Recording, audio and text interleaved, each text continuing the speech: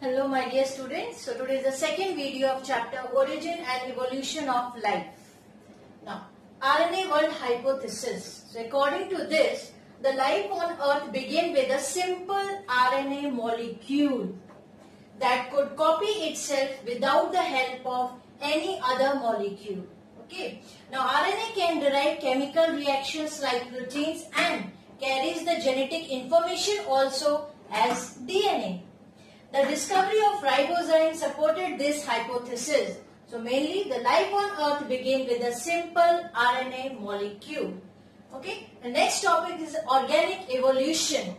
Now this organic evolution, it can be defined as a slow, gradual, continuous and irreversible changes through which the present day complex form have described from the simple pre-existing forms of the past. So under this organic evolution, the first one theory is a Darwin's theory of origin of species by natural selection.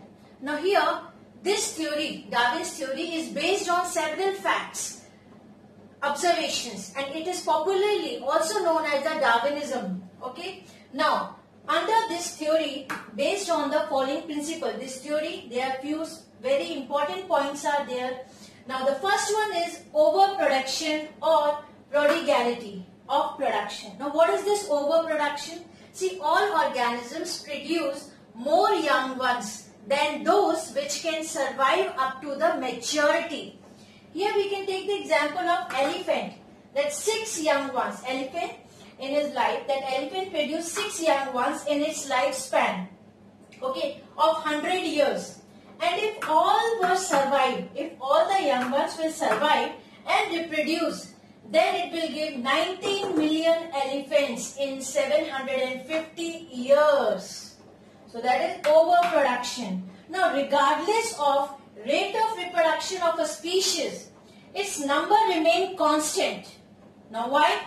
Because of the struggle for existence. So that the second principle or the step of this theory, Darwin's theory, struggle for existence.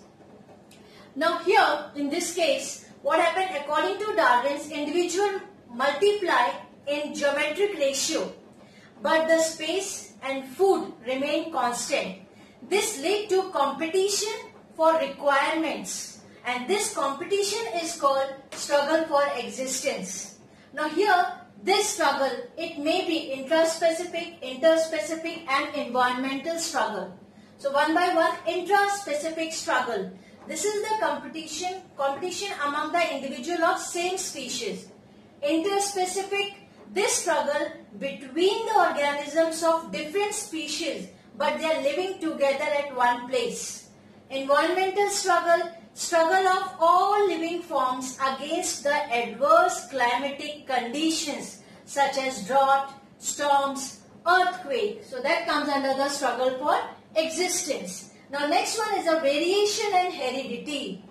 Now variations may be harmful, useful or neutral. So according to Darwin's, the useful variations are preserved and passed on to their offsprings or to the next generation, and these variations play very important role in evolution.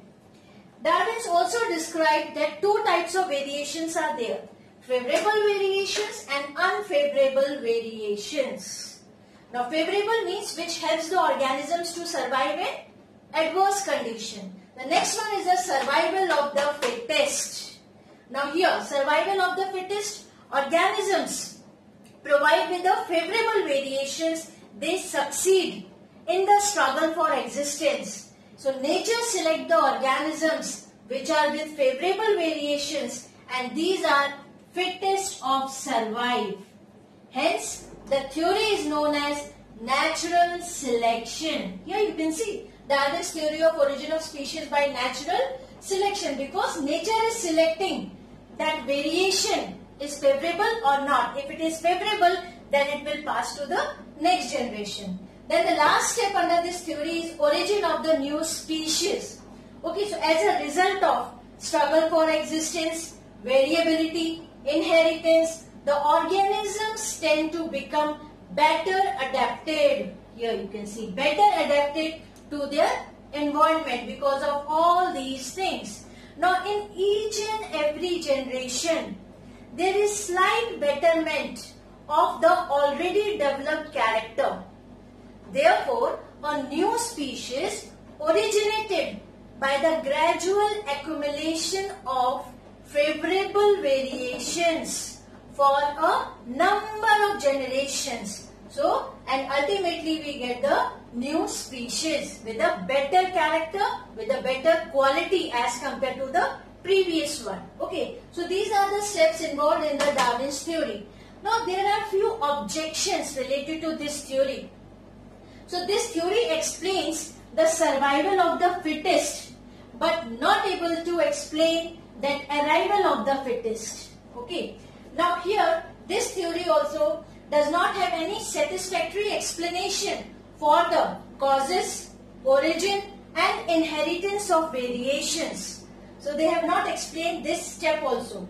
And one more thing, this theory is not having any idea about the inheritance of useless variations, just such as vestigial organ. So these are the objections related to the Darwin's theory of origin of species by natural selection. The next theory is Hugo de Vries theory. He proposed mutation theory in 1901 to explain the process of organic evolution. Okay. Now, by studying the plant that called evening primrose, or botanical name is Oenothera lamarckiana, for 7 generations he did the studies for that one. Now what happened? He observed that because he has taken that whole study up to the 7th generation, he observed certain striking differences in the forms which appeared suddenly amongst a population of normal evening primrose. Now he called this phenomenon as mutation. Now mutation means sudden change taking place in the genetic material of the organism that are heritable, means that will pass from one generation to another. Now the main features of the mutation theory are: new species originate as a result of large discontinuous variation that appear suddenly involving the mutations. Now mutation provide the raw material for organic evolution by which the new species originate.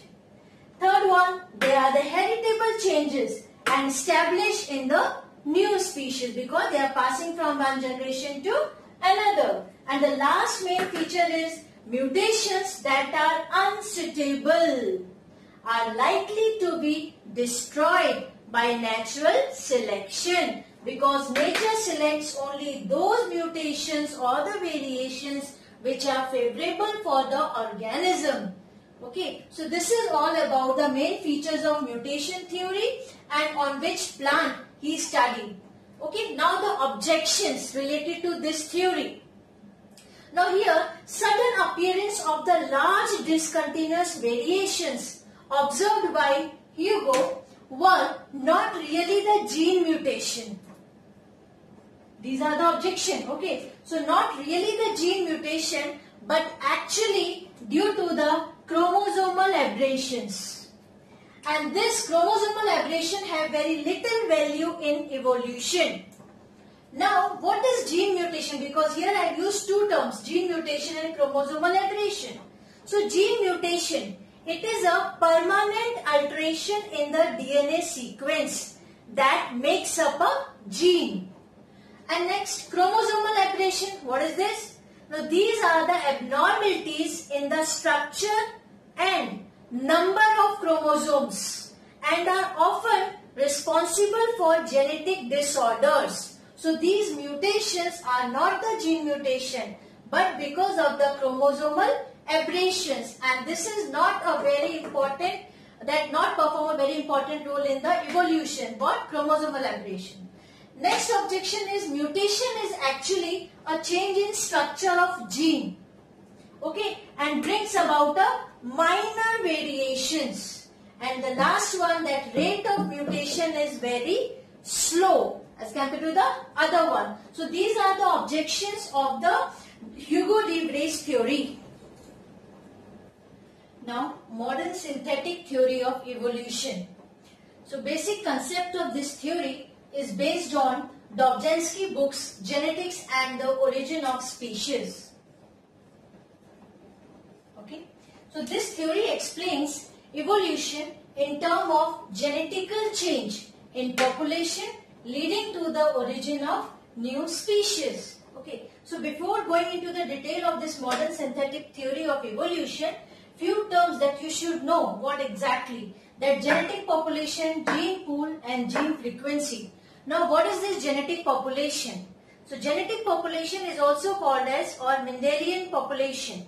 A group of similar individuals interbreeding among themselves, occupying a geographical area.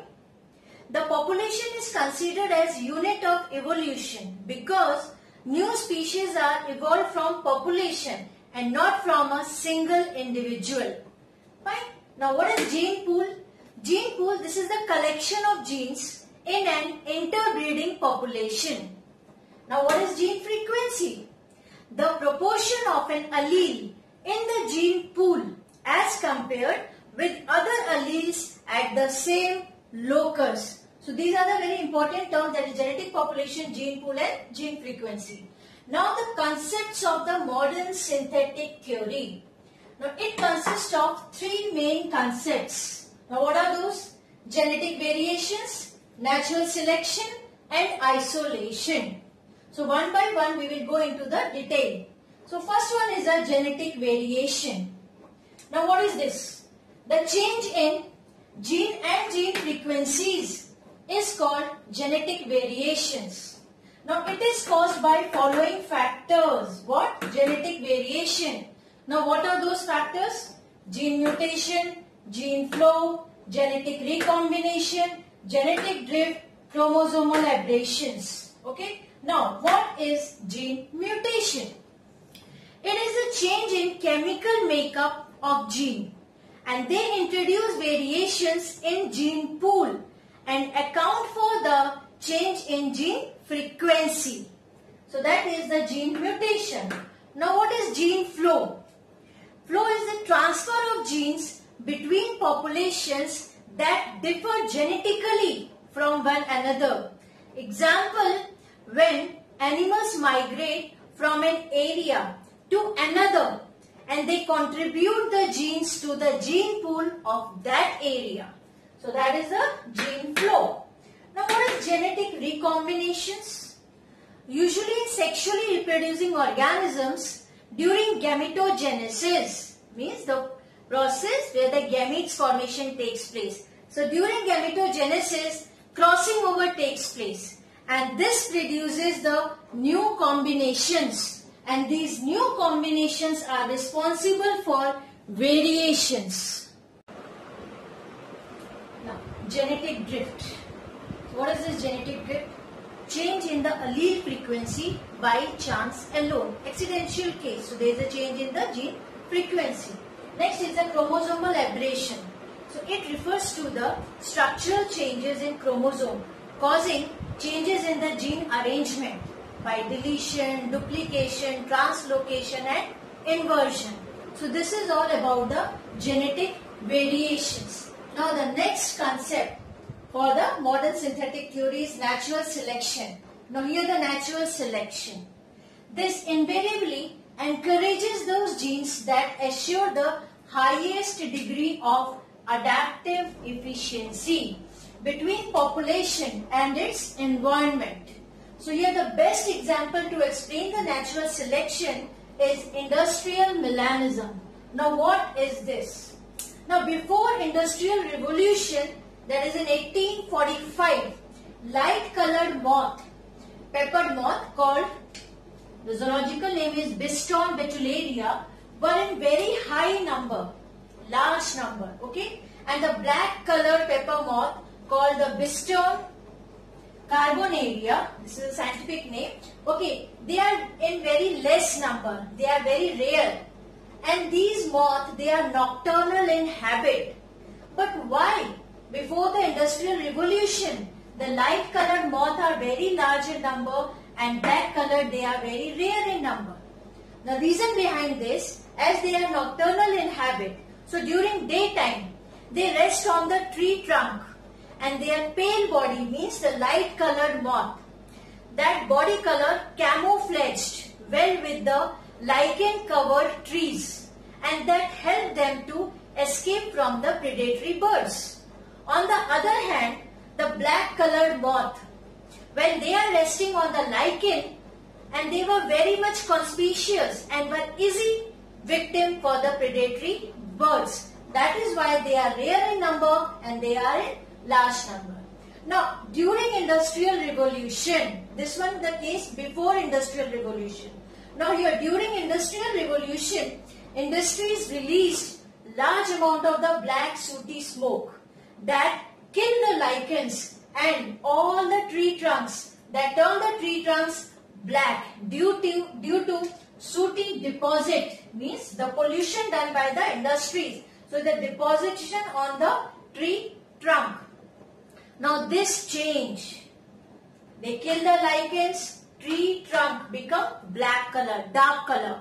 So this change became an advantage to the black colored moth. That now what happened, these black colored moth that camouflaged well with the black tree trunk, and their number increases, this one, after revolution. The black colored moth increases in number. Now while the pale colored moth, this one, they become very easy victim to the predatory birds. And what happened? Their population decreases. Now look here. So before Industrial Revolution, the light colored are more and dark colored moth are less in number. But after Industrial Revolution, black colored moth increases in number and the while pale colored moth reduces in number. So this is the example to explain natural selection. Now the third concept, see, genetic variation is over, natural selection is over, now the isolation. Now here, the separation of single population into a several subunits is called isolation. Now when this isolation occurs, then interbreeding will not take place. Now here, the isolating mechanisms are of two types. That is geographical isolation and reproductive isolation. Now one by one we will go into the details of this. Now geographical isolation. This occurs when an original population is separated into two or more groups by geographical barriers such as river, mountains, forest, etc. Okay, now the separated population, because of this geographical barrier, the separated population develop distinct gene pool and they do not interbreed. And because of this, the species are formed. So next one is the reproductive isolation. Now this reproductive isolation is brought about by change in genetic material, gene pool and structure of genital organs. And because of this reproductive isolation, they prevent the interbreeding. Okay, now here again reproductive isolation, that gives the two mechanisms. Under that, the pre-mating and post-mating isolation. Now what is this pre-mating?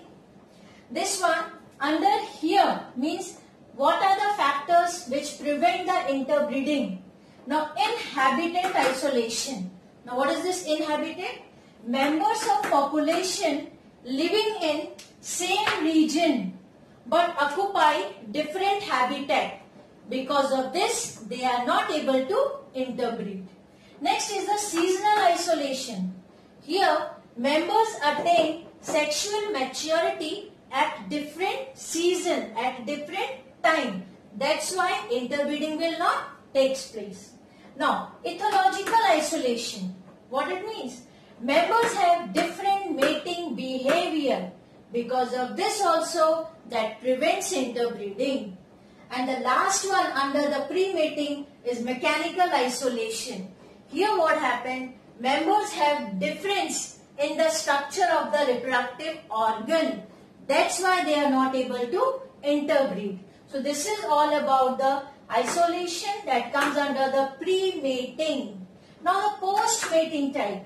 Here again they are of two types, that is a gamete mortality and zygote mortality. Now what is this gamete mortality? Gametes, sperm and egg, fine. So here what happens, sperm transfer takes place, but egg is not fertilized. So because of this also, what happened? The further species are not forming. So gamete mortality, sperm transfer takes place, but egg is not fertilized. Second case is zygote mortality. Here what happened? Fertilization takes place, egg is fertilized, but later on zygote dies. So because of this also, that is under the post-mating, reproductive isolation takes place, not able to form the new species. So this is all about the geographical and reproductive isolation. So here we have discussed three main concepts: genetic variation, natural selection and isolation. And these three concepts explains, well, that is the modern synthetic theory of evolution. Okay, so just have a look of this one. And for the examination point of view, industrial melanism example is very important. They mostly ask for 3 marks that explain the whole industrial melanism, and that is under the natural selection. Thank you.